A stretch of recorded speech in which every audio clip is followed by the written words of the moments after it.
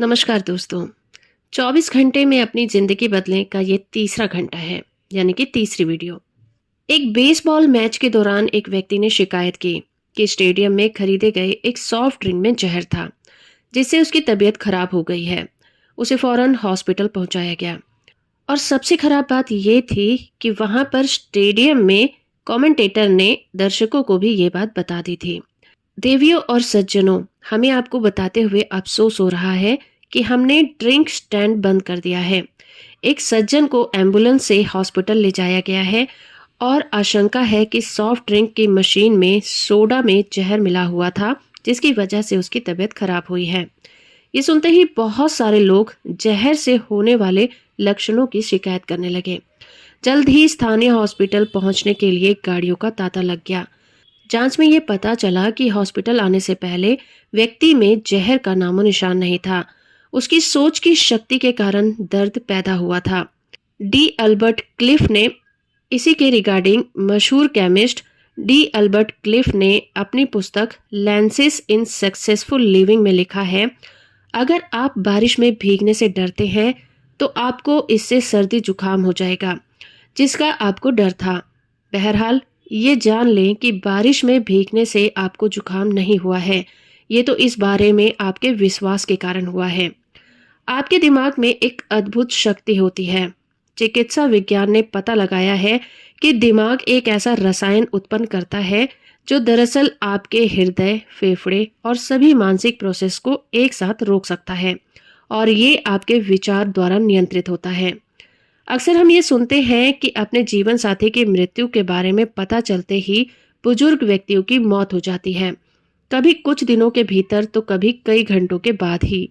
Medical research का इतिहास गवाह है कि मानसिक स्वास्थ्य का शारीरिक स्वास्थ्य से सीधा रिलेशन होता है। दूसरों पर हमारी प्रतिक्रियाएं भी इस मामले में महत्वपूर्ण भूमिका निभाती हैं। नन ऑफ दीज डिजीजेस में लिखा है, बदला लेने की ऊंची कीमत। इसमें वो बताते हैं कि अल्सर, हाई ब्लड प्रेशर और हाई अटैक जैसी शारीरिक बीमारियों का रिलेशन दूसरों के प्रति द्वेष और नफरत पालने से होता है। वो कहते हैं, हजारों डेथ सर्टिफिकेट पर लिखा जा सकता था कि मरीज ईर्ष्या के कारण मरा है। डॉक्टर मैकमिलन कहते हैं कि किसी से नफरत करने से हम उसके गुलाम बन जाते हैं। जिस पल मैं किसी व्यक्ति से नफरत करने लगता हूँ, मैं उसका गुलाम बन जाता हूँ। मैं अब अपने काम का आनंद नहीं ले सकता क्योंकि वो मेरे विचारों को नियंत्रित करता है। ईर्ष्या और जलन के कारण मेरे शरीर में तनाव के बहुत ज्यादा हार्मोन्स पैदा हो गए हैं। मैं चंद घंटे काम करने में भी थक जाता हूँ। जिस व्यक्ति से मैं नफरत करता हूँ, हो सकता है कि वो मेरे बेडरूम से मीलों दूर हो, लेकिन वो मेरे विचारों को इतना उत्तेजित कर देता है कि उनके कीड़े मुझे लगातार यातना देते रहते हैं। मैं जिस पर भी अपना गुस्सा उड़ेलता हूँ, मैं उसका गुलाम हो जाता हूँ। ये बिल्कुल सच है और इसे स्वीकार करने में मुझे कोई हिचक नहीं है। क्या इसमें कोई हैरानी की बात है कि हमारे हॉस्पिटल खचाखच भरे हैं और कई डॉक्टर इतने ज़्यादा व्यस्त हैं कि नए मरीजों को दाखिल ही नहीं कर सकते। आपकी बॉडी भौतिक जगत में आपकी अभिव्यक्ति का साधन होती है, लेकिन ये आपके विचारों से प्रभावित भी होती है। इसका मतलब ये है कि अच्छी सेहत पाने के लिए आपको अच्छे विचार रखने होंगे। जब आप खुद से बातें करते हैं तो उस पर नजर रखें। लोगों का व्यवहार लगभग हमेशा ही अनुभूति से तय होता है।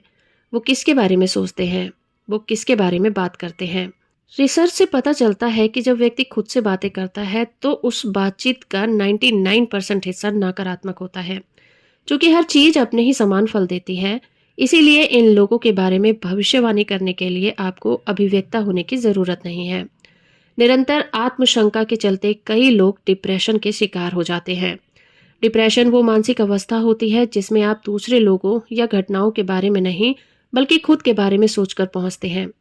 नकारात्मक विचारों की अंतहीन खुराक हकीकत का प्रबल भ्रम पैदा कर देती है, जो पूरी तरह हावी हो जाता है। बहरहाल, ये जानना जरूरी है कि भावनाएं सच नहीं होती, वे तो बस हमारे सोचने के तरीके का आईना होती हैं। लेकिन यहाँ एक समस्या है, हमारी अवास्तविक भावनाएं भी सच्ची भावनाओं जितनी ही वास्तविक और प्रामाणिक महसूस होती हैं। इसीलिए हम खुद ही उन्हें सच मान लेते हैं। जब हम सोच समझकर अपनी समस्याओं को कुछ कदम पीछे हटकर देखते हैं, तब कहीं जाकर हमें साफ नजर आता है कि कौन सी शक्तियां काम कर रही हैं। क्या हम अपने विचार जीवन को सचमुच नियंत्रित कर सकते हैं? क्या दिमाग को ऑर्गेनाइज किया जा सकता है या फिर ये काम हो ही नहीं सकता? अक्सर हम दिमाग से जुड़ी किसी भी चीज से कतराते हैं क्योंकि हम इसे तंत्र मंत्र, पूर्वी धर्मों या रहस्यवाद जैसी चीजों के संबंध में मानते हैं।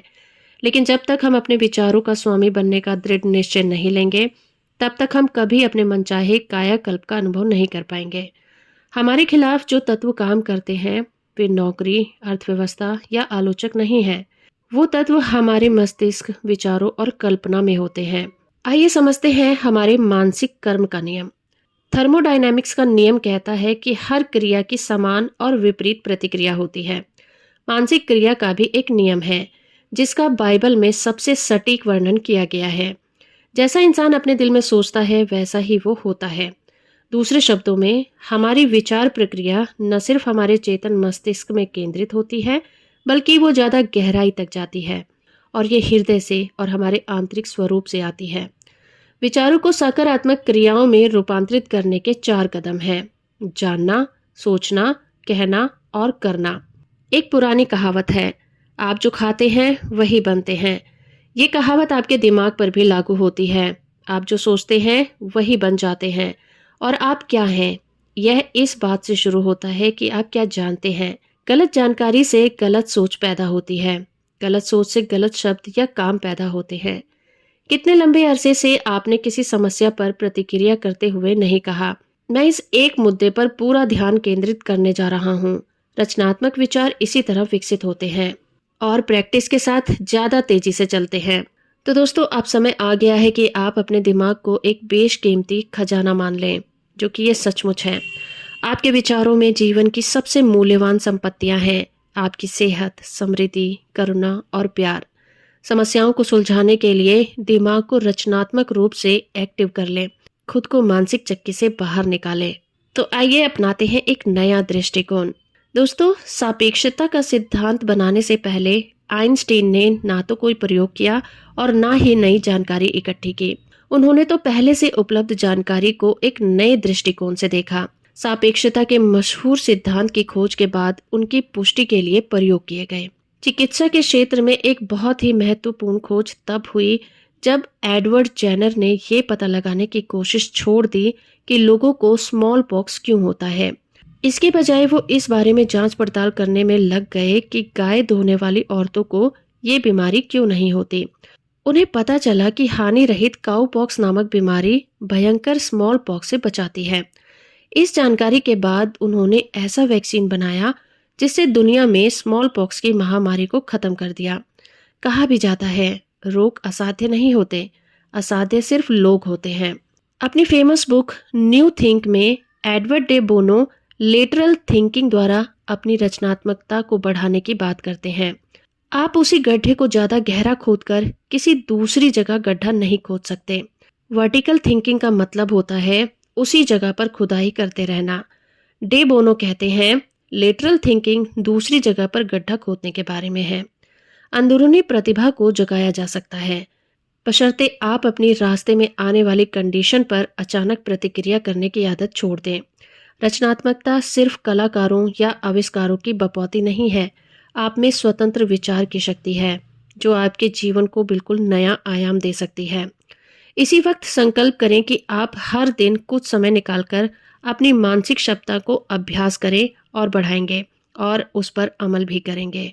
तो दोस्तों, ये वीडियो आपको कैसी लगी? इसके अगले पार्ट के साथ मैं आपके सामने फिर हाजिर होंगी। वीडियो अच्छी लगी है तो आप इसे लाइक, शेयर और चैनल को सब्सक्राइब करना बिल्कुल मत भूलिएगा।